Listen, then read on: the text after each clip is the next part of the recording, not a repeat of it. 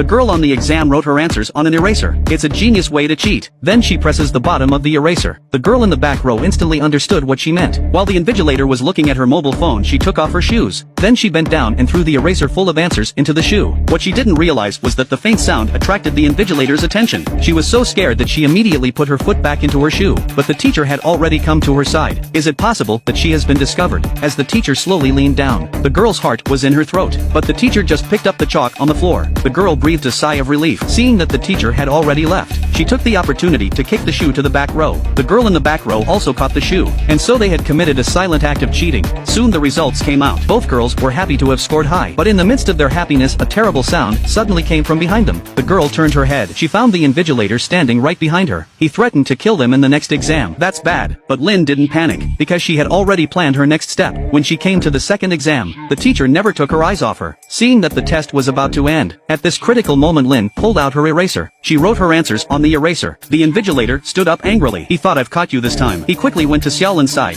Then he grabbed her hand. It's all over now. If she cheats, she'll be expelled. In front of the fierce teacher, Lynn looked fearless. However, when the teacher opened the eraser, what was inside made him change his expression. Then Lynn handed in her paper early. She packed up her desk and chair and calmly walked out of the exam room. The teacher couldn't be bothered to supervise the exam and hurriedly chased after her. At that moment, the students in the back row immediately exchanged Xiaolin's papers. Then she wrote all the correct answers on an eraser. Then she put the eraser in her shoe. She kicked her shoe to the other students. I must say it was a very clever trick. At the same time, the teacher stopped Lynn. He asked her not to make a big deal out of it. It turned out that the teacher had leaked the test questions and Lynn had found out. What was written on the eraser wasn't the answer, but that you leaked the questions. Not only did the teacher run a private tuition class, but he also included the content of the class in the exam questions. This is a clear violation of a teacher's professional ethics. He threatened Lynn that if you dare to say anything you'll be expelled from the school. But Xiao Lin had already prepared for this. She dialed the headmaster's number in advance, so the headmaster overheard their conversation. That's how the teacher ended her career early. Looking at the teacher's forlorn back, Lynn felt she'd gone too far. She vowed never to cheat again. But what happened next changed her mind again.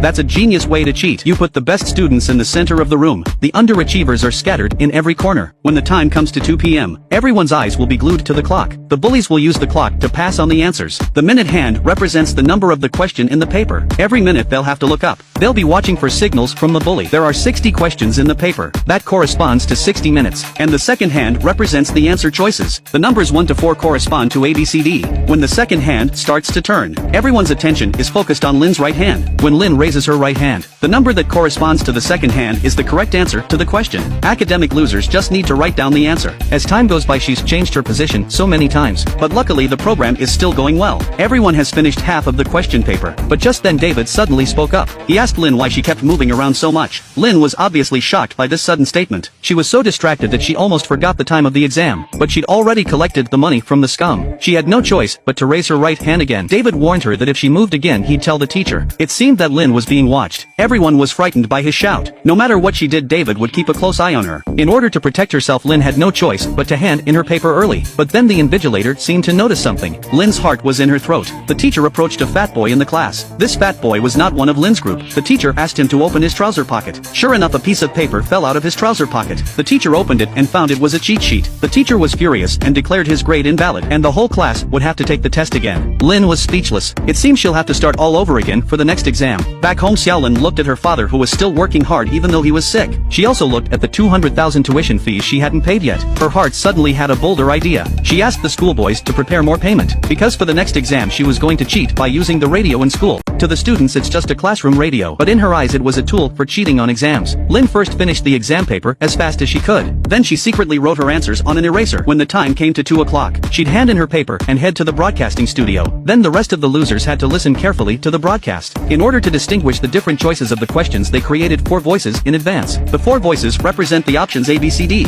Every 1 minute Xiaolin will transmit the answers. This corresponds to each question number in the exam paper. And since they were using classroom announcements, they reached the entire school. The plan was going well. But just then a boy in the class, David, noticed something. He felt something was wrong with the frequent noises coming from the radio. So he recorded each of the different noises. After comparing them with the 4 options, he realized there was a connection between them. He immediately went to the invigilator. Then he reported that someone had been cheating on the radio. But no matter how he tried to explain it, the teacher thought he was full of shit. The teacher was furious and threw him out of the exam room. In the corridor, David thought more and more about what was going on. so he went to the radio room to check it out. And Lynn was still trying to deliver the answers. She didn't realize the danger she was in. At the same time, the invigilator noticed the noise on the radio. She recalled what David had just said. She realized there was something wrong with the radio. She immediately asked the other teachers to help her monitor the exam. She had to go to the radio room to check the situation. On the other hand, David had already arrived at the door of the radio room. But when he opened the door, there was no one in the room. Everything was normal. All the instruments are switched off. So where did the noise come from? With this question in mind, he found a wire running along the wall to the other classrooms. It turned out that Lynn wasn't in the radio room but was transmitting her answers from the locker room downstairs. But by now David had already found the place. In order to earn money for tuition, Lynn tried to pass on the rest of the answers, but by then it was too late.